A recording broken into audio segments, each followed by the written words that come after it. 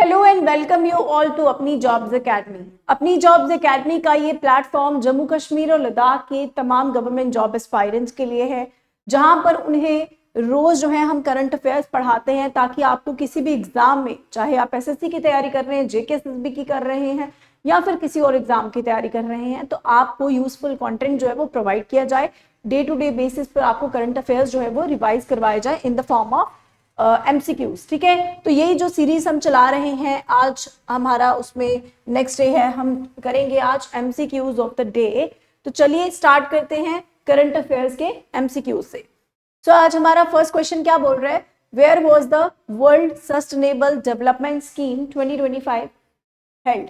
ठीक है, क्या बोल रहा है कि 2025 की वर्ल्ड सस्टेनेबल डेवलपमेंट समिट जो है वो कहां पर हुई है, ये आपको बताना है। ठीक है, so options are Mumbai, New Delhi, Chennai या फिर हैदराबाद। तो क्या है इसका right answer? As you can see the right answer is B, यानी न्यू दिल्ली। क्या है राइट आंसर? है न्यू दिल्ली। ठीक है, New Delhi is the right answer. अब इसकी देखो डिस्क्रिप्शन भी लिखी है तो आपको पढ़ना है। Union minister for environment, forest and climate change Bhupendra Yadav, ठीक है, inaugurated the world sustainable development summit in new Delhi. ठीक है, तो आपको क्या पता चला इससे कि union minister for environment, forest and climate change कौन है? भूपेंद्र यादव। ठीक है, भूपेंद्र यादव जो है वो क्या है, यूनियन मिनिस्टर हैं किसके? Environment, forest and climate change. Next time आपको जब भी कोई क्वेश्चन आएगा जिसमें आपको बताया जाएगा कि union minister for environment, forest and climate change का जिक्र अगर होता है तो आपको याद आना चाहिए कि अभी कौन है इनके मिनिस्टर? भूपेंद्र यादव जो है वो ये कार्यभार संभाल रहे हैं। ठीक है, और ये कहां पर हुई है? न्यू दिल्ली में हुई है, as you can see in the question as well. नहीं, क्वेश्चन में नहीं है। ठीक है, कहां पर हुई है? न्यू दिल्ली में हुई है। तो चलिए नेक्स्ट क्वेश्चन पर चलते हैं। नेक्स्ट क्वेश्चन क्या बोल रहा है? The next question says, India's first AI-powered solar manufacturing line has been launched in which state? बोल रहा है कि भारत का पहला AI पावर्ड यानी आर्टिफिशियल इंटेलिजेंस से पावर्ड सोलर मैन्युफैक्चरिंग लाइन, ठीक है, क्या है? सोलर मैन्युफैक्चरिंग लाइन जो है इसे कौन सी स्टेट में लॉन्च किया गया है? भारत का पहला यानी India first AI powered solar manufacturing line है, और वो कहां पर है? गुजरात में, राजस्थान में, मध्य प्रदेश में या फिर बिहार में। तो बताइए कहां पर है? सो अगर हम इसकी बात करते हैं ना, तो ये आपको इधर आपको पता ना, ये महाराष्ट्र की कैपिटल है मुंबई। ठीक है, महाराष्ट्र की कैपिटल है मुंबई। न्यू दिल्ली जो है वो इंडिया की कैपिटल है, और कब बनती है? 1911 में। 1911 में जो हमारी कैपिटल थी, इंडिया की कैपिटल थी, वो कैलकाटा में थी पहले, और वो कैलकाटा से शिफ्ट कर दी जाती है, ट्रांसफर कर दी जाती है 1911 में न्यू दिल्ली में। ठीक है, और जब हम बात करें चेन्नई की, तो चेन्नई जो है तमिलनाडु की कैपिटल है, और हैदराबाद जो है वो Andhra Pradesh as well as Telangana की कैपिटल है, आंध्र एंड तेलंगाना की। ठीक है, यहाँ क्या बोल रहा है कि इंडिया का पहला AI powered solar manufacturing line कहां पर लगा है? गुजरात, राजस्थान, मध्य प्रदेश या फिर बिहार। सो आपका राइट आंसर क्या होगा? The right answer is Gujarat. Right answer is Gujarat. So the right answer is Gujarat. The capital of Gujarat is Gandhinagar. यहाँ पे गिर नेशनल पार्क हमने बहुत फेमस देखा। क्या देखा? गिर नेशनल पार्क फॉर लायन की कंजर्वेशन के लिए, जहां लायन जो अपने नेचुरल हैबिटेट में रहता है। ठीक है, बात करें राजस्थान की, तो राजस्थान में एक फेमस नेशनल पार्क है रणथंभौर नेशनल पार्क, जिनके नाम आपने बहुत ज्यादा सुने होंगे। रणथंभौर नेशनल पार्क ये टाइगर्स के लिए फेमस है। ठीक है, मध्य प्रदेश में कान्हा नेशनल पार्क, पन्ना नेशनल पार्क, पन्ना, कान्हा। ठीक है, सो ये आपने नाम सुने होंगे। बिहार की बात करें तो बिहार की कैपिटल क्या है? पटना। मध्य प्रदेश की भोपाल, राजस्थान की जयपुर, जहां पर हवा महल भी है। ठीक है, सो अब क्या बोल रहा है? इसका आंसर है गुजरात। और जब हम इसकी डिस्क्रिप्शन देखेंगे तो डिस्क्रिप्शन में क्या है? Union minister Pralhad Joshi launched India's first AI powered solar manufacturing line at Goldi solar's new facility at Kosamba, Surat, Gujarat. ठीक है, नेक्स्ट क्वेश्चन है, क्या बोल रहे हैं नेक्स्ट क्वेश्चन में? Dnipro river which was seen in news is located in which continent. आपको बताना है कि ये नाइप्रो रिवर जो है ये कौन से कॉन्टिनेंट में फ्लो करती है, कौन से कॉन्टिनेंट में है, ऑस्ट्रेलिया में, यूरोप में, नॉर्थ अमेरिका में या फिर अफ्रीका में। आपको पता है जो कॉन्टिनेंट की जब हम बात कर रहे हैं तो ये कहाँ पर फ्लो करती है, नाइप्रो रिवर। ये क्वेश्चन जो है वो कभी ना कभी जेकेएसएसबी में भी शायद आ चुका है और ये क्वेश्चन इंपॉर्टेंट है, या आई थिंक केएस में आया था, बट एक बार ये क्वेश्चन जो है वो आया है पेपर में, ठीक है। तो ये इंपॉर्टेंट क्वेश्चन है। नाइप्रो रिवर कहाँ पर है? ये है यूरोप में। कहाँ पर है ये? यूरोप में।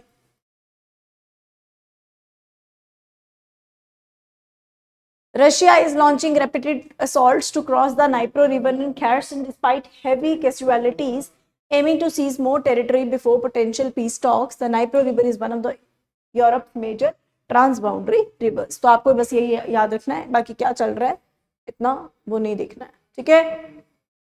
नेक्स्ट क्वेश्चन इज बोल रहा है what is the theme of world obesity day 2025। World obesity day हुआ, हमने पढ़ा था कि वर्ल्ड ओबेसिटी डे जो है उसकी थीम क्या थी, मैंने आपको पहले भी एक बार करवा दी है।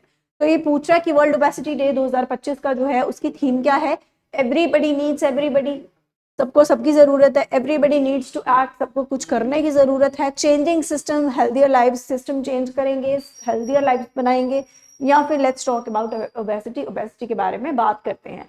तो the right answer is C, changing system healthier life. हम अपना सिस्टम जो है वो चेंज करेंगे और हेल्थियर लाइफ जो है उसे क्रिएट करेंगे, हेल्थियर लाइफ जो है वो बनाएंगे, ठीक है। So that is the theme of world obesity day 2025, ठीक है। चलिए आंसर इज सी। ये इसकी डिस्क्रिप्शन है। क्या बोल रहा है डिस्क्रिप्शन में? डिस्क्रिप्शन में कह रहा है world obesity day 2025 was observed on 4 मार्च। कब मनाया गया? ये 4 मार्च को मनाया जाता है to address the global obesity crisis. क्योंकि दुनिया में ओबेसिटी क्राइसिस जो हो रहे हैं, मोटापा जो है वो बढ़ रहा है, लोगों में इसका चिंता का विषय जो है ये बना हुआ है। It is organized by World Obesity Federation with global partners. बहुत सारे ग्लोबल पार्टनर्स के साथ मिलकर किसने ऑर्गेनाइज किया है? ये वर्ल्ड ओबेसिटी फेडरेशन ने।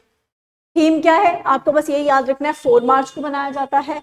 और ये क्यों मनाया जा रहा है ये तो पता है, ग्लोबल ओबेसिटी क्राइसिस हो रहे हैं।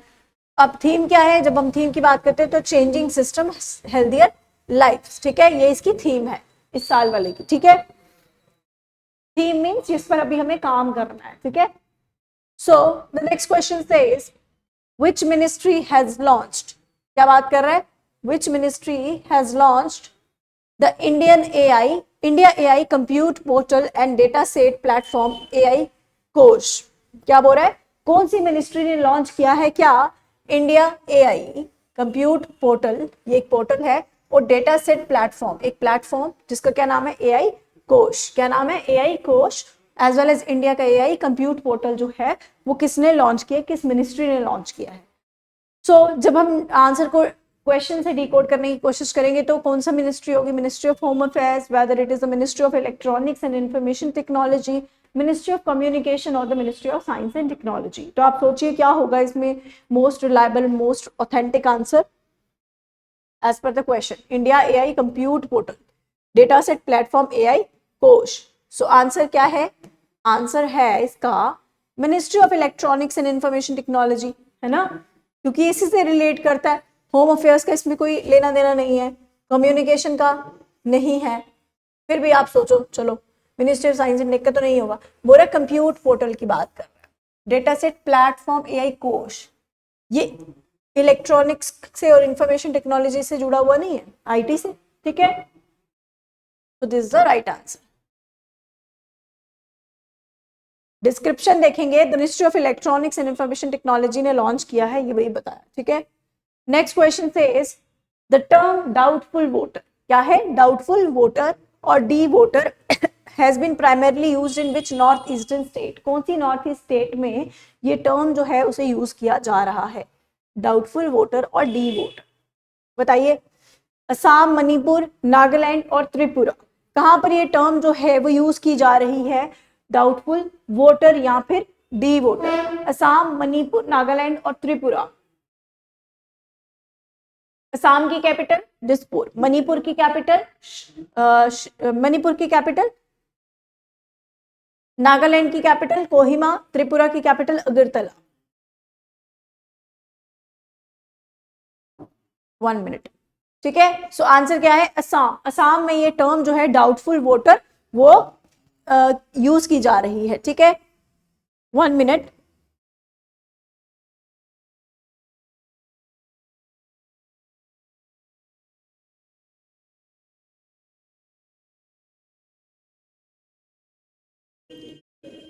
कैपिटल ऑफ,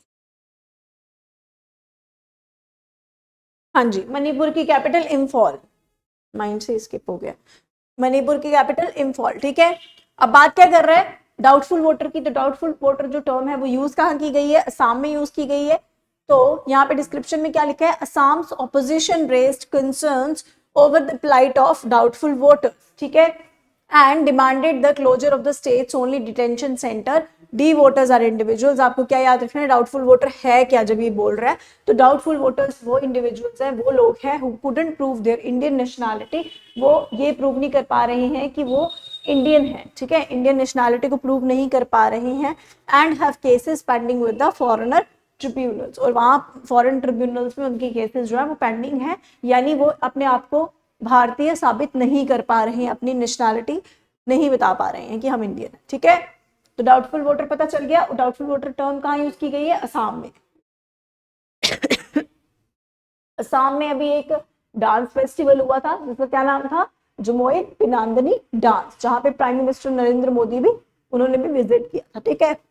नेक्स्ट क्वेश्चन से Panchganga river that was recently seen in news is tributary of which river? बताना है कि पंचगंगा रिवर जो अभी न्यूज में थी वो कौन सी रिवर की ट्रिब्यूटरी है, ठीक है। बताइए, गोदावरी की ट्रिब्यूटरी है पंचगंगा, यमुना की है, कृष्णा की है, या फिर कावेरी की है? तो पंचगंगा रिवर जो है वो ट्रिब्यूटरी किसकी है? That is a tributary of Krishna. किसकी ट्रिब्यूटरी है? कृष्णा की। पंचगंगा रिवर जो है ये ट्रिब्यूटरी है कृष्णा रिवर की, ठीक है। So option C is the correct answer. अब क्या है इसमें बोल रहा है, देखो, Maharashtra government appointed a panel to investigate pollution in the Panchganga river में जो भी पोल्यूशन क्रिएट हो रहा था उसके लिए महाराष्ट्र गवर्नमेंट ने एक पैनल बनाया। It is a major tributary, ये मेजर ट्रिब्यूटरी है कृष्णा रिवर की, फ्लोइंग थ्रू महाराष्ट्र, महाराष्ट्र से बहती है। कहाँ से बहती है? महाराष्ट्र। याद रखना है पहले पंचगंगा रिवर ये क्या है? ये कृष्णा रिवर की ट्रिब्यूटरी है, एक मेजर ट्रिब्यूटरी है, और ये कहाँ से फ्लो हो रही है? महाराष्ट्र से हो रही है जो Krishna. The river originates from Prayag Sangam in Sahyadri mountain. Sahyadri किसको बोलते हैं? वेस्टर्न घाट्स को, वेस्टर्न घाट्स को सह्याद्रीज कहते हैं, ठीक है। तो बोल रही है कि ये रिवर जो है वो ओरिजिनेट होती है प्रयाग संगम से, जो सह्याद्री माउंटेन्स में वेस्टर्न घाट्स में है, कोल्हापुर डिस्ट्रिक्ट में। It is formed by the Confluence of 5 रिवरलेट्स, यानी 5 छोटी छोटी नदियों को मिलाकर जो है ये पंचगंगा रिवर जो है वो बनती है। तो क्या? पंच मीन्स 5, ठीक है, 5 रिवर्स को मिलाकर, जिसका नाम है Kasari, Kumbhi, Tulsi, Bhogavati and Saraswati. The river flows about, कह रहा है the rivers flows about 80 kilometre तक ये बहती है, और उसके बाद ही किसको ज्वाइन करती है? कृष्णा रिवर को as its major tributary. Tributaries means जो उसी में एक बड़ी रिवर में छोटी छोटी रिवर्स जो है वो मिक्स हो जाती हैं, मिल जाती हैं, वो होती है ट्रिब्यूटरी, ठीक है। छोटी छोटी रिवर से एक बड़ी रिवर बनती है। Pashu Aushadhi initiative has been launched under which program? Pashu Aushadhi जो प्रोग्राम है, ये इनिशिएटिव जो है ये किसने लॉन्च किया है? इस प्रोग्राम के अंडर जो है वो लॉन्च किया गया है। राष्ट्रीय कृषि विकास योजना, ये एलिमिनेट कर सकते हो आप आराम से। Livestock health and disease control program, dairy entrepreneurship development scheme और national livestock mission. So सबसे पहले तो आपको राष्ट्रीय कृषि विकास योजना तो नहीं होगा, क्योंकि बात किसकी कर रहा है? पशु औषधि, यानी पशु मीन्स एनिमल और मेडिसिन। पशु मीन्स एनिमल, औषधि मीन्स मेडिसिन, है ना, ये इनिशिएटिव है। अब बात करें राष्ट्रीय कृषि, कृषि मीन्स एग्रीकल्चर, तो ये तो होगा नहीं, ये नहीं होगा, ठीक है। Life stock health and disease control program, life stock की हेल्थ के बारे में और उनके डिजीज कंट्रोल के बारे में प्रोग्राम है, तो ये हो सकता है, ठीक है। दूसरा बोल रहा है dairy entrepreneurship development scheme. Dairy means dairy वाले जानवरों से जुड़ा हुआ, वो औषधि की बात कर रहा है यानी मेडिसिन की बात कर रहा है, और ये डेयरी का बिजनेस की बात कर रहा है। डेयरी एंटरप्रेन्योरशिप, डेयरी का एंटरप्रेन्योरशिप कर सके, बिजनेस कर सके, डेवलपमेंट कर सके, वो स्कीम है, तो ये भी नहीं होगा। ठीक है, ये भी नहीं होगा। National life stock mission, life stock को लेकर एक मिशन है, तो ये हो भी सकता है, बट अगर हो भी सकता है ना, देखेंगे इन दोनों में से मोस्ट प्रोबेबली जो है वो बेस्ट आंसर कौन सा होगा। लाइफ स्टॉक हेल्थ के बारे में बात कर रहा है और उनकी डिजीज को कंट्रोल करने के बारे में कर रहा है बात, और डिजीज कंट्रोल कैसे होगी, मेडिसिन के द्वारा ही होगी। तो यानी पशु औषधि जो इनिशिएटिव है ये किसके अंडर आ रहा है, ये आएगा life stock health and disease control programme. ठीक है, तो इस तरीके से आपने जब भी कोई मिनिस्ट्री पूछोगी, आराम से क्वेश्चन जो है वो ध्यान से पढ़ना है, उसमें से एक हाईलाइट वर्ड जो है वो निकालना है कि इसमें क्या मोस्ट हाईलाइटेड पार्ट है, उससे आंसर जो है वो डिकोड करना है। ठीक है, तो बोल रहा है द गवर्नमेंट विल ओपन पशु औषधि stores nationwide to provide affordable veterinary medicine. It follows the model of Pradhan Mantri Bharatiya Jan Aushadhi केंद्र for low cost generic medicines. The initiative is part of the revised livestock health and disease control program. पहली बात, ये initiative किसका part है, जैसे हमने पढ़ा, किसके अंडर आ रहा है, livestock health and disease control programme के अंडर आ रहा है। दूसरा बोल रहा है कि गवर्नमेंट जो है पशु औषधि स्टोर जो है वो खोल रही है, जो क्वेश्चन में बात की थी। ठीक है, और ये कैसे खोल, पहली बात तो ये क्यों खोला जा रहा है, ताकि अफोर्डेबल वेटरनरी यानी एनिमल्स के लिए मेडिसिन जो है वो दी जाए। ठीक है, उसके बाद इसने बोला कि इसने कौन सा मॉडल जो है वो फॉलो किया है, जैसे हमने देखा था ना, प्रधानमंत्री भारतीय जन औषधि केंद्र PMBJK। ठीक है, लोगों को अफोर्डेबल रेट पे, लो कॉस्ट पे जो है वो मेडिसिन प्रोवाइड करने के लिए बने थे ना प्रधानमंत्री भारतीय जन औषधि केंद्र, जो है ये सेंटर्स बने थे ना, जहां पर हमें लो कॉस्ट में जो है वो मेडिसिन प्रोवाइड की जाती है। तो उसी को देखते हुए गवर्नमेंट ने पशु औषधि यानी एनिमल्स की मेडिसिन के लिए भी, उनकी डिजीज को कंट्रोल करने के लिए भी ये सेंटर जो है वो खोलने जा रही है। ठीक है, नेक्स्ट क्वेश्चन पर चलते हैं। तो next question says which country won the third Saba Women's Basketball Championship title 2025? बताइए, ये तो सीधा डायरेक्ट क्वेश्चन है, किस कंट्री ने जीता है क्या थर्ड साबा वुमेन बास्केटबॉल चैंपियनशिप का टाइटल जो है वो जीता है 2025 का। तो बताइए कौन सी कंट्री है, Sri Lanka, Maldives, India and Nepal. So the right answer is India, India ने जीता है। ठीक है, थर्ड साबा वुमेन बास्केटबॉल चैंपियनशिप का टाइटल अपने नाम किया। ठीक है, Indian senior women basketball team one the third साबा वुमेन बास्केटबॉल चैंपियनशिप 2025, और किसको हराया था मालदीव्स को। किसको, मालदीव्स 107, यानी इतने रनों से जो है वो हरा दिया जाता है। तो हराया किसको गया है, मालदीव्स को, जीता को ना इंडिया। और क्या जीता है, थर्ड साबा वुमेन्स बैडमिंटन टाइटल जो है, बास्केटबॉल चैंपियनशिप टाइटल जो है वो जीता है। ठीक है, नॉट बैडमिंटन, बास्केटबॉल। ठीक है, Who has been appointed as the chairman of Securities and Exchange Board of India? फरवरी 2025 में किसको सेबी का चेयरमैन जो है वो बना दिया गया, बताओ। ये तो आपने पढ़ा है, ये मैंने पढ़ाया भी है। तो आंसर क्या है, तुहिन कांत पांडे। तुहिन कांत पांडे जो है वो बने हैं सेबी के क्या, सेबी के चेयरमैन। ठीक है, where was India's first ancient stitch ship launch recently. बोल रहे हैं कि इंडिया की पहली एंशिएंट, ठीक है, एंशिएंट स्टिच शिप जो है, स्टिच शिप लॉन्च हुई है हाल ही में। बताओ इंडिया की पहली, तमिलनाडु, आंध्र प्रदेश, गोवा या फिर Odisha. The right answer is Goa, the right answer is C, Goa. Goa में इंडिया की पहली एंशिएंट स्टिच शिप जो है वो लगी। ठीक है, उसके बाद बात करेंगे, और गोवा में ये देखो कौन सा आइलैंड है, दीवार आइलैंड पर। तो दीवार आइलैंड कहां पर है, गोवा में, ये भी याद रखना है। ठीक है, भगवान महावीर वाइल्ड लाइफ सेंचुरी, बोल रहा है भगवान महावीर वाइल्ड लाइफ सेंचुरी जो है वो कहां पर है, तो ये आपको बताना है। बहुत ही आसान क्वेश्चन है। Wild life sanctuaries, national park की जब हम बात करते हैं बड़े इंपॉर्टेंट हो जाते हैं। जैसे ओडिशा भी न्यूज में था, क्यों न्यूज में था, क्योंकि यहाँ पे ऋषिकुल्या बीच, गहीर मठ, ऑलिव रिडले टर्टल्स के रिगार्डिंग है, बड़ा फेमस जो है रिसेंटली न्यूज़ में था। तो ओडिशा के बारे में हमने बात पहले कर दी हुई है, ठीक है। आंध्र प्रदेश की एक फेमस लेक है पुलिकट लेक, ठीक है। ऐसे तो बहुत ज़्यादा है, सब चीज़ें हैं। तमिलनाडु में सबसे ज़्यादा रामसर साइट्स हैं, ठीक है। यहाँ बात करें भगवान महावीर वाइल्ड लाइफ सेंचुरी कहाँ पर है, तो ये है कहाँ पर, गोवा में। भगवान Mahavir wild life sanctuary is located इन गोवा, यानी द आंसर डी, ठीक है। The High Court issued notices to South Western Railways and Directorate of Survey and Land Records over a PIL challenging land acquisition at भगवान Mahavir wild life sanctuary. तो आपको इसके बारे में जानना ज़्यादा जरूरी नहीं है, जानना क्या है कि भगवान महावीर वाइल्ड लाइफ सेंचुरी जो है वो गोवा में है, ठीक है। और जब हमने बात की थी कि